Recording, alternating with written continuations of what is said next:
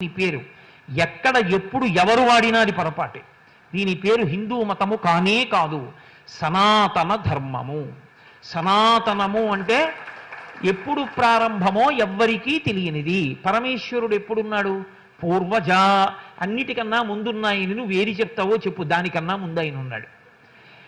అటువంటి పరమేశ్వరుడు ఎప్పుడున్నాడో అప్పుడే వేదం కూడా ఉంది. ఆ వేదము చేత ఆవిష్కరింపబడిన ధర్మం కాబట్టి ఇది సనాతనమైనటువంటి ధర్మము.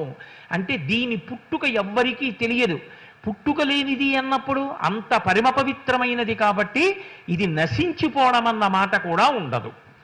అక్కరలేని విషయం గురించి బెంగపెట్టుకోవడం ఏమిటంటే సనాతన ధర్మానికి ఏమైనా ప్రమాదం జరుగుతుందేమో. ఎన్ని రాటుపోట్లు తిందో, ఏమైంది సనాతన ధర్మానికి?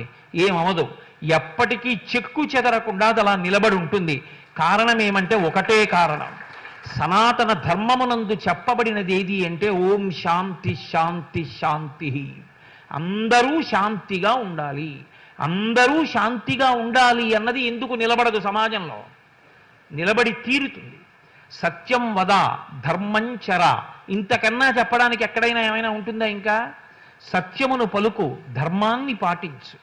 అదే వాంగ్మయము యొక్క సమస్త సారము అయినప్పుడు ఎందుకు సనాతన ధర్మం దెబ్బతినే అవకాశం ఉంటుంది? అసలు ఉండదు. అదో అక్కర్లేని మాట, అర్థం లేని మాట. అటువంటి సనాతన ధర్మం